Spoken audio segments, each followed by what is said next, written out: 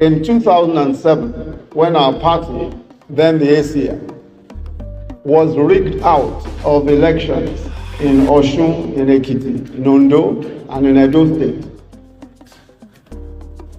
I was asked, he invited me to his residence, as Ashiwaju invited me to his residence at Bodilon. And he said to me, the only way by which we can possibly reclaim the states that have been taken away from us by this regime is going through the courts. And he said to me that the only way is by proving that there was multiple voting.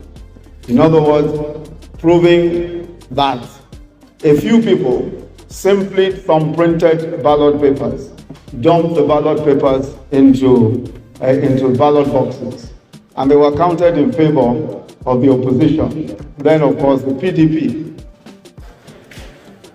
He then said to me that the only way we can do this is by somehow, he said, I don't know how you are going to do it, but somehow proving by forensic evidence that this is exactly what happened. I said to him, I said, Ashiwaju, look, nobody has ever proved an electoral case, an electoral petition by forensic evidence. There's just no history of it. He said, and I said, what is even more? We have over a million ballot papers. If we consider all of the ballot papers in each of these states, there are over a million, or in fact, at the time, there were about 1.3 million ballot papers, putting together all the states. And how can we prove multiple voting? He said, you know, Yomi, I've told you what my own view is. You just go and look for a way of sorting this out. So I went to the UK and met with possibly the most experienced fingerprint expert in the entire United Kingdom, a gentleman called Adrian Forty, introduced to me by some of the QCs who I'd worked with in the UK. And when I told Adrian Forty the enormity of the problem, he laughed and almost fell off his chair. He said, in all my own almost 50 years of experience as a fingerprint expert, I have not even done up to 4,000 fingerprints. You are now saying that I should come and do 1.3 million fingerprints. Come on, I mean, that's almost impossible. Anyway, so we parted that day, that was a Thursday. And then he called me back on a Monday and said, let's talk again about this crazy thing that you have suggested. And we sat and talked about it. And somehow we designed a way. He said, of course, we used a bit of technology. But most importantly, we were able to get fingerprint experts. He said to me, he said, the only way is to get the number of fingerprint experts that have never been assembled before. I said, about how many? He said, a minimum of 50 fingerprint experts.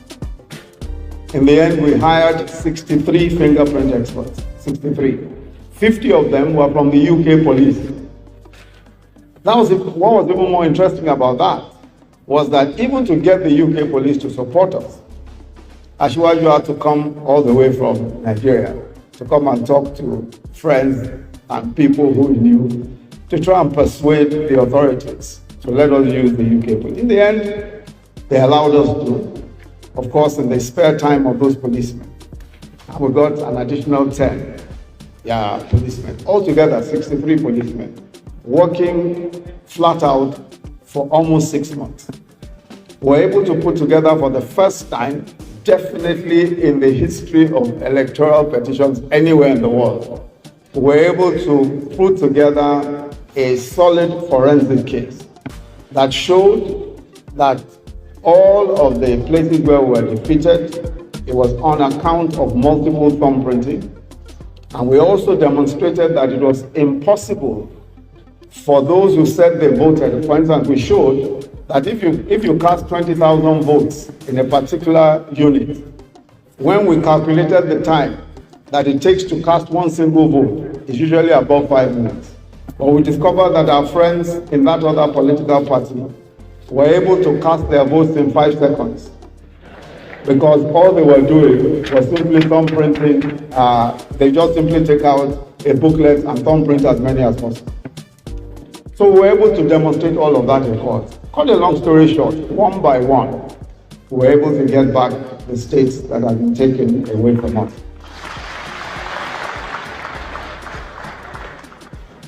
The only way by which that could ever have been achieved is surely not just by the vision, but by the determination of the leader, of our leader at that time.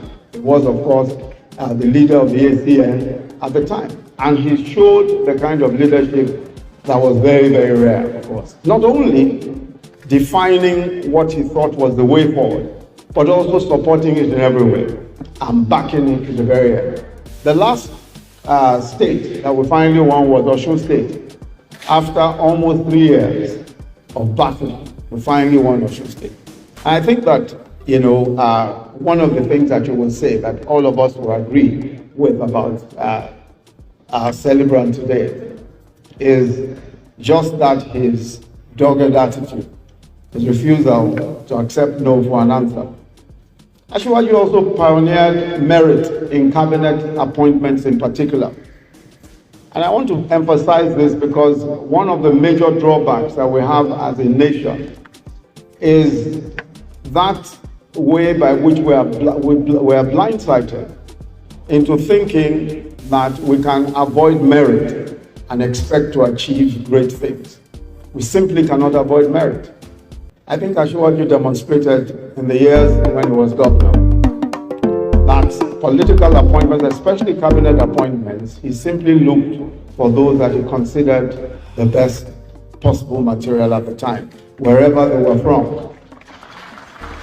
So for the first time in the history of Lagos State, we had cabinet members from other parts of the country, beginning with other parts of the Southwest. Rauf Aregbesola, of course, is from Osun State. I from Ogun State. Wale Edun from Ogun State. Athawari from Delta. He became the first commissioner for land. Lai Mohammed from Kwara State. Dele Alake from Ekiti State. And so many others. For the first time, we appointed judges from other. In fact, I've forgotten Ben Akabueze. Ben Akabueze, of course, from Anambra State, was commissioner for economic planning and budget after Yomi Cardoso, and for several years after that, he served as commissioner for budget and national planning. But also judges, the appointment of judges from everywhere else in the country. Justices Onyabo and Justice Sibyl Nwaka were both appointed to be judges of Lagos State. There is no other state in the country except some states in the north where we've seen the appointment of individuals from other states. And Asiwaju pioneered that. Just picking the best people, no matter where they're from, is a very important part of our story as a country. So every once in a while, I think that history gives us one or two persons who are gifted, transformative leaders.